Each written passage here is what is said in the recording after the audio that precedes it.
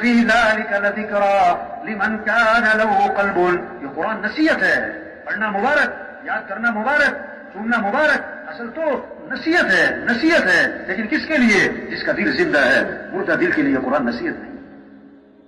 دلوں کو زندہ کرنا، کس سے؟ اللہ کی عظمت بھرے، اللہ کی محبت بھرے، حضرت محمد صلی اللہ علیہ وسلم کی محبت دل میں آئے، جنت کا شوق آئے، آخرت کی فکر آئے. یوم لا ينفع مال ولا بنون الا من اتى الله بقلب سلیم. وہ دن آنے والا ہے، کسی مال والے کو کوئی مال پیدا نہیں، لاکھ کماؤ، کروڑ کماؤ، ارب کماؤ، کوئی پیدا نہیں دے گا. کسی کی اولاد خاندان کوئی کام نہیں آئے گا. ہاں تو سلامتی والا دل لے کر آئے گا، وہ کامیاب ہوگا. دلوں کو سنوارنا ہے، دلوں کو اللہ کی محبت سے بھرنا ہے، دلوں کو آخرت کی فکر سے بھرنا ہے، دلوں کو جنت کے شوق سے بھرنا ہے، دلوں کو جہنم کے خوف سے بھرنا ہے، دلوں میں اللہ کی معرفت آئے، حضرت محمد صلی اللہ علیہ وسلم کی محبت آئے. یہ ہے دل کا زندہ ہونا. جب دل زندہ ہوگا، اذان سنے گا، فوراً مسجد، طواف 24 گھنٹے چل رہا ہے.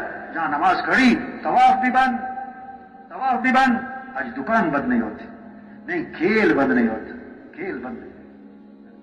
یہ پریشانیوں کی وجہ کیا ہے؟ ما اصابکم من مصیبت فبما کسبت ایدیکم. جو بھی تم پر مصیبت ہے وہ تمہارے گناہوں کی وجہ سے. مال کی کمی سے پریشانی نہیں ہوتی بھائی، چیزوں کی کمی سے پریشانیاں نہیں آتی. پریشانیوں کی وجہ کیا ہے؟ اللہ کی نافرمانی، اللہ کی ناراضگی. ظہر الفساد فی البر والبحر بما کسبت ایدی الناس. جو بھی فساد ہے خشکی میں، تری میں، وہ کس وجہ سے؟ انسانوں کی بدعملی کی وجہ سے. ایک صحابی آئے، عرض کیا حضور فلاں آدمی کا مال تھا، سمندر کے کنارے پانی کی لہریں آئیں، سامان بہا کر لے گئی، نقصان ہو گیا. آپ نے کیا فرمایا؟ جو مال بھی ضائع ہوتا ہے خشکی میں یا تری میں، وہ زکوٰۃ روکنے کی وجہ سے ہوتا ہے. زکوٰۃ نہیں دی ہوگی، زکوٰۃ نہیں دی. اس لیے آپ نے فرمایا اپنے مالوں کی حفاظت کرو، اپنے مالوں کی حفاظت کرو. اس کے ذریعے زکوٰۃ ادا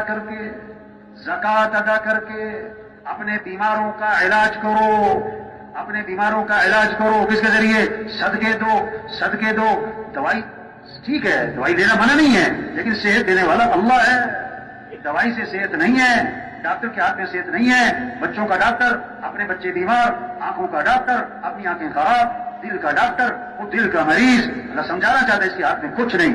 اب اس کا مطلب یہ نہیں کہ دوائی نہیں لے رہی، اس کا مطلب یہ تھوڑا کہ ڈاکٹر کے نہیں جانا. ٹھیک ہے دوائی لینی ہے، ڈاکٹر کے جانا ہے، لیکن صحت دینے والا اللہ ہے. کیسی عجیب بات ہے، ڈاکٹر کے کہنے پر حلال چیزیں بھی چھوڑ دیتے ہیں، اللہ کے کہنے پر حرام بھی نہیں چھوڑتے.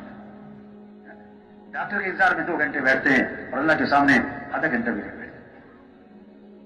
فرمایا اپنے بیماروں کا علاج کرو. کس کے ذریعے؟ صدقے. اور مصیبتیں آ رہی، پریشانیاں آ رہی، موجوں کی طرح، سمندر کی موجوں کی طرح پریشانیاں ہیں، مصیبتیں ہیں. ان کا دفاع کرو، ان کا استقبال، ان کے سامنے کھڑے ہو. کس کے ذریعے؟ دعاؤں کے ذریعے. اللہ کے سامنے رونا، گڑ گڑانا، اللہ سے معافی مانگنا، اللہ کی طرف رجوع. آپ نے فرمایا دعا میں اصرار کرو، تکرار کرو. کس کے ذریعے؟ یا ذل جلال والاکرام، یا ذل جلال والاکرام، یا ذل جلال والاکرام، یا ذل جلال والاکرام. وہ اس کو 50 دفعہ پڑھو، اس کو 100 دفعہ. اللہ کو ترس آئے گا، اللہ کو ترس آئے گا.